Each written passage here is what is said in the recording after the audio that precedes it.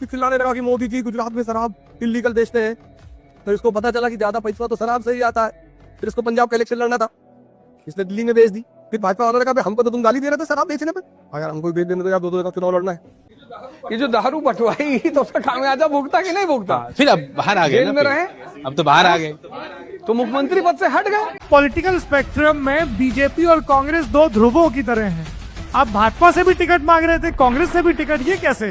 मेरी स्थिति महाभारत में कृष्ण जैसी थी। मेरा ये था कि जो अपने पाले में बुला लेगा मैं उसकी तरफ से लड़ूंगा। गोलमाल है भाई, सब गोलमाल है। क्या हुआ? है? क्या हुआ? आपको गाना सुनाई दिया? गाना? ये सब बहानेबाजी है। मैं चैलेंज मार के बोलता।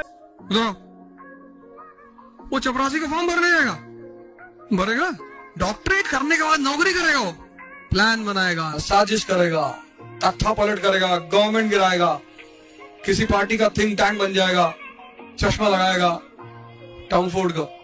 People, this is the death of Indian politics. जो अवध ओझा ने आम आदमी पार्टी को ज्वाइन कर किया, या जिस तरह से चीजें आजकल चल रही है, कंगना रनावत का बीजेपी ज्वाइन करना, डॉली चायवाला का भी बीजेपी कैंपेन के अंदर आना, ये सारी की सारी चीजें सिग्निफाई कर रही हैं that there will be very soon death of Indian politics, and what you can call this is populist politics. इसको पॉपुलर कल्चर के अंदर पॉपुलिस्ट पॉलिटिक्स बोलते हैं। And before I go on with the video, let me just say this thing once and for all, and let it be very clear to everyone that you people might be having some political viewpoints, and I'm having some political viewpoints, but that does not mean that we cannot sit on the same table and eat food, or we cannot talk to each other. Usually होता यह है कि जब भी कोई दो व्यक्ति मिलते हैं और उनके पॉलिटिकली व्यू पॉइंट्स ऑपोजिट होते हैं एक दूसरे से, तो वो दोनों एक दूसरे को अपना दुश्मन मान लेते हैं। But I rather believe in dialogue. कोई फायदा नहीं होता किसी को ऐसा दुश्मन मान के अपना। दैट बीइंग सेड, जितनी भी चीजें आज की डेट में आप ये देख रहे हैं जो हो रही हैं, इस सबका थ्योरेटिकल और हिस्टोरिकल बैकग्राउंड में आपको ले डाउन कर देता हूँ ताकि आपको कंटेक्स्ट समझना इजी हो जाए और समझ में आए कि आज जो हो रहा है और किस तरह से हम इस फेज में पहुंचे कि हम ऐसे लोगों को, अवध ओझा, कंगना रनावत या डॉली चायवाला या इस तरह के और भी लोग जिन्होंने एक्चुअली में पब्लिक सर्विस कभी नहीं करी है, गवर्नमेंट में अगर आप आना चाहते हो तो you have to serve the public, पर उन्होंने कभी पब्लिक सर्व नहीं करी है, बट फिर भी वो पॉलिटिक्स में आ जाते हैं just because they are popular. और उससे क्या क्या कंसिक्वेंसेज होते हैं मैं आपको भी बता दूंगा। तो एक बहुत अच्छी सी बुक है by the amusing ourselves to death. इसके राइटर हैं नील पोस्टमैन। उन्होंने 1985 में एक बुक लिखी थी और ये बुक ओपन होती है from the summary of another book by the name of 1984। 1984 एक बहुत ही हाईली डिस्टोपियन नॉवल है जो 1948 के अंदर लिखी थी जॉर्ज ऑरवेल ने, और ये बहुत दिग्गज नॉवल में से आती है। अगर आप इसको पढ़ेंगे तो इसमें एक पॉपुलर थीम दी गई है कि किस तरह से एक गवर्नमेंट अपने ही शहरियों को इंफॉर्मेशन को विदहेल्ड करके मारेगी, उनके ऊपर सर्वेलेंस बढ़ा देगी, और जहाँ पे भी वो कुछ भी करेंगे उनके हर एक लाइफ के हर एक एस्पेक्ट को उसके अंदर वो एंटर करेगी और उसको सीज करना शुरू करेगी। लेकिन नील पोस्टमैन ने 1985 के अंदर जो बुक लिखी थी अम्यूजिंग आवरसेल्व्स टू डेथ, उन्होंने बहुत क्लियरली मेंशन किया कि ये लोग अपनी मौत खुद ही मरेंगे, इनको मारने के लिए गवर्नमेंट नहीं आएगी, कोई बाहर से लोग नहीं आएंगे। और उन्होंने ये कहा था, जॉर्ज ऑरवेल ने बोला था कि fear will become the reason of death of people, whereas Neil Postman said that entertainment will become the death of people. People will amuse themselves too much that they will start eventually dying out. इसमें उन्होंने काफी सारे prominent examples दिए हैं। वो ये बात करते हैं कि किस तरह से जब से प्रिंट मीडिया खत्म हुआ है और डिजिटल मीडिया में ट्रांजिशन हुआ है लेट 1960s, 70s और 80s के अंदर फुल फ्लेजर और फुल स्विंग के अंदर अमेरिका में आ गया था। इंडिया में तो काफी देर में आया, 20 साल के बाद, 2000-2005 तक का टाइम लग गया। बट वहां पर अमेरिका के अंदर लोग जब से डिजिटल मीडिया पे शिफ्ट हो गए तब उनकी जो चीजें थी, स्पेसिफिकली अटेंशन स्पैन था, वो काफी कम हो गया था। उन्होंने बताया कि अगर एक व्यक्ति को अब कोई चीज पसंद नहीं आती, अगर वो टीवी पर देख रहा होता है, वो 1 मिनट देखता है, 2 मिनट देखता है और फिर फटाक से रिमोट दबाता है टीवी का और उसको चैनल को चेंज करता है, because he can not take up what is exactly happening. उसको जल्दी से अपने आप को एंटरटेन करना, अगर उसे कुछ चीज हुकअप करने के लिए नहीं मिलती है, he will leave the channel and go. और यही सेम चीज आज 2024 में आप होते हुए देख रहे हैं कि अगर हमें 2 सेकंड में कोई रील पसंद नहीं आती तो हम फटाक से स्वाइप अप करते हैं और हमारे को नेक्स्ट रील चाहिए होती है। सो नील पोस्टमैन कहते हैं कि टीवी का सिर्फ एक ही पर्पस है, to gather an audience and sell it to an advertiser. और वही आज यूट्यूब का या सोशल मीडिया का पर्पस भी है कि यहाँ पर सभी लोग लगे हुए हैं कि मेरे खेमे के अंदर कितने ज्यादा लोग आ सकते हैं ताकि मैं कहीं पे जाकर आउटसोर्स कर दूं और उनकी पोटेंशियल डिटेल्स को लीक आउट करके उससे पैसा कमाऊं। फेयर इनफ, कुछ गलत नहीं है, ऐसा हमेशा से होता है। जहाँ पे भीड़ लगेगी वहां पर एक्सप्लॉयटेशन होगा ही होगा। पैसा कमाने की अपॉर्चुनिटी भी वहीं पे ही होती है, क्योंकि अगर आप सोचो कि मैं जाके रेगिस्तान में अपनी दुकान लगाऊंगा तो कभी चलेगी, तो मेरे को इस बात से कोई गिला शिकवा नहीं है, ऐसा होता है। लेकिन टू मच ऑफ एंटरटेनमेंट, जैसे मैंने आपको पिछले 2-3 वीडियोस में भी बताया था कि एंटरटेनमेंट अगर एक्सेस में हो जाती है तो it eventually becomes the reason of a downfall. आज जिस तरह से पॉलिटिशियंस चूज हो रहे हैं उनकी पॉपुलैरिटी के ऊपर, आज से 100-125 साल पहले ऐसा नहीं था। पहले प्रिंट कल्चर था और प्रिंट कल्चर से को जो डोमिनेट कर रहे थे वो हाईली इंटेलेक्चुअल पॉलिटिशियंस करते थे। बहुत ही फेमस डिबेट्स हैं, लिंकन और डगलस डिबेट्स 1858 के अंदर हुई थी जब ये दोनों प्रेसिडेंशियल कैंडिडेट्स थे और व्हाइट हाउस से लड़ाई लड़ रहे थे। तो इनकी डिबेट्स चली थी बहुत सारी और कुछ 8-10 घंटे डिबेट चला करती थी, जहाँ पे पर पर्सन मतलब अब्राहम लिंकन और डगलस को दोनों को 3-3 घंटे का टाइम दिया जाता था कि आप अपनी बात को रिप्रेजेंट करें प्रॉपरली। तो आप समझिए कि एक व्यक्ति जिसको 3 घंटे 4 घंटे एक पॉलिटिकल मैटर पे बोलना है तो उसकी माइंडफुलनेस, उसकी रिचनेस, उसकी पॉलिटिकल प्राउएस कितनी हाई होगी, तभी वो इतनी देर तक एक पॉलिटिकल सब्जेक्ट के ऊपर बोलता जा रहा है। और आप ये भी समझिए कि जो ऑडियंस वहां पर बैठी हुई है उसका भी इंटेलेक्ट कितना ग्रो होता होगा पॉलिटिकली, और वो कितने राइटफुल पीपल होते होंगे अपना वोट कास्ट करने के लिए, क्योंकि उनको अब सारा का सारा बैकग्राउंड पता लग गया। मतलब वहाँ जो ऑडियंस बैठे हुए उसको पता चल गया कि ये दोनों क्या सोचते हैं, इसमें से कौन सही है। तो अब जो वहां पे वोटिंग होगी वो काफी बेहतर होगी। साथ में प्रिंट मीडिया जब छपता था तो लोग जब पढ़ते थे तो उसको समझ भी लेते थे, लेकिन आज की डेट में कोई पढ़ता तो है नहीं, सबको एंटरटेनमेंट चाहिए। That is all what the people are concern about. हमें अच्छे से एंटरटेन कौन कर सकता है, जो अच्छे से एंटरटेन कर गया वो जीत जाता है वोट को। इसी बात को अगर आप थोड़ा सा और आगे बढ़ाते हो तो हमारे पास एक बहुत फेमस एग्जांपल आता है जॉन एफ कैनेडी का। जॉन एफ कैनेडी से एक जर्नलिस्ट ने बहुत सिंपल क्वेश्चन पूछा था कि सर आप 1929 की जो इवेंट्स हुए थे उसको आप कैसे डिस्क्राइब करते हो, आपको कुछ याद है उसके बारे में? तो जॉन एफ कैनेडी, इस इंटरव्यू को आप जाके पढ़ लेना एक बार। जॉन एफ कैनेडी ने कहा था कि हाँ मुझे याद है, मैं छोटा बच्चा था उस वक्त, और उस वक्त बहुत से माली हमारे घर पर काम मांगने आए थे बिकॉज उनको उनकी जॉब से निकाल दिया था। तो हमारे पापा ने 3 मालियों को मतलब गार्डनर्स को गार्डनिंग के लिए रख दिया था। तो एक ऐसे व्यक्ति, आप खुद सोचिए, एक ऐसा व्यक्ति जिसको बाद में जाके अमेरिका का प्रेसिडेंट बनाया गया, जिसको 1929 के बारे में नहीं पता, और जिसको आप में से किसी को नहीं पता तो मैं बता देता हूँ। 1929 एक ह्यूज स्टॉक मार्केट क्रैश था that happened across the world. इसमें पूरे वर्ल्ड की इकोनॉमी डिस्टेबलाइज हुई थी और रातों रात, अगर आप इसको पढ़ेंगे तो जर्मनी सबसे ज्यादा उसको सेटबैक झेलने पड़े थे बिकॉज इसके अंदर जो उनको पैसे देने थे अमेरिका को या बाकी कंट्रीज को, because they were actually levied with the fact कि आपने वर्ल्ड वॉर 1 आपकी वजह से लड़ी गई थी और जितने भी डैमेजेस हुए उसको आप पे करोगे। तो एक ही रात के अंदर $1 was equivalent to 1 trillion Reichsmark. तो उस वक्त हुआ ये करता था, इन्फ्लेशन इतनी बढ़ गई थी कि लोग हाथ गाड़ी जो होती है ना, कार्ट व्हील्स जो होती है, उसके अंदर वो पैसा डाल के ले जाया करते थे, बोरियों के अंदर पैसा ले जाया करते थे, इतना सारा पैसा, लिटरली इतना सारा पैसा, ताकि वो एक लोफ ऑफ ब्रेड खरीद सके, 2 अंडे खरीद सके। आप इसको आज भी यूट्यूब पे अवेलेबल, आप चेक कर सकते हैं। तो और इसी से एडॉल्फ हिटलर का भी राइज हुआ था।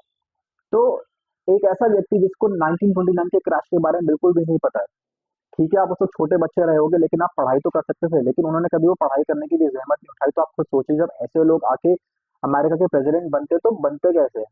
तो बनते ऐसे हैं जिसको नहीं मालूम है कि जॉन एफ कैनेडी कैसे बने थे president. He actually was made president by his looks and because he was having extra marital affairs with Marilyn Monroe. Marilyn Monroe को आप पढ़ सकते हैं, उनकी लाइफ बहुत इंटरेस्टिंग रही थी, बट लॉन्ग स्टोरी शॉर्ट वो एक एक्सट्रीमली हॉट सुपर हीरोइन थी और काफी सुर्खियों में रहा करती थी बिकॉज ऑफ हर बोल्डनेस। और ऐसे व्यक्ति के साथ अगर आपके रिलेशनशिप डेवलप होते हैं तो आप पॉपुलर कल्चर के अंदर बहुत ज्यादा घुस जाते हैं।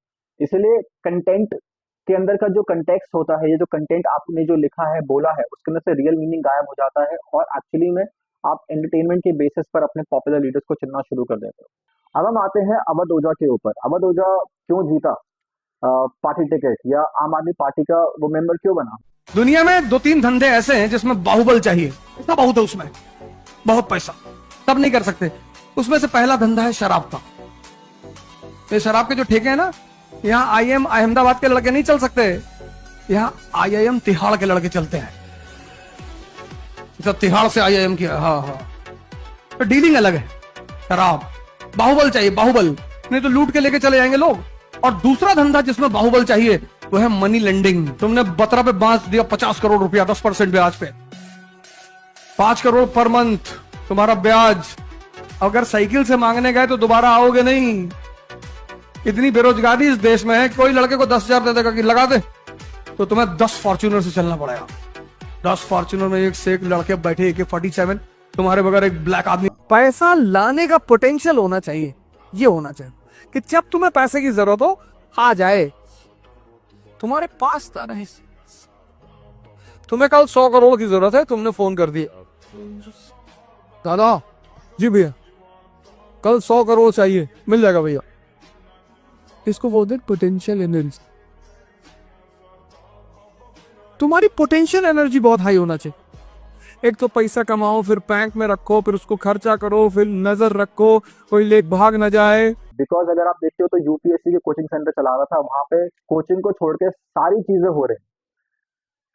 यूपीएससी के अंदर जितनी भी पढ़ाई, सीरियस पढ़ाई होती है, उसकी कोई आपने इससे क्लिप नहीं देखी होगी। आपने देखी होगी बड़ी बड़ी बातें कर रहा है, वो लोगों को टेक्निकली एंटरटेन कर रहा था, और वो गलत नहीं कर रहा, वो सही कर रहा है। बिकॉज अगर आपको लगता है कि अगर वो सही एक्चुअली में लोगों को पढ़ाएगा तो वो वीडियोस वायरल नहीं होगी। वहाँ ये हो सकता है कि अगर तेरे 10 बच्चे सेलेक्ट हो रहे हैं यूपीएससी के अंदर, तो हो सकता है 20 हो जाए, लेकिन तेरे को पर्सनल प्रॉफिट नहीं होगा। तो भाई पर्सनल प्रॉफिट पहले देख रहा था, वो देख रहा था कि किस तरह से एल्गोरिदम्स क्या बोल रहे हैं, एंगेजमेंट किस पे आ रही है, वो आ रही है इस तरह की बड़ी बड़ी बातें करने पे, फेंकने पे चीजें।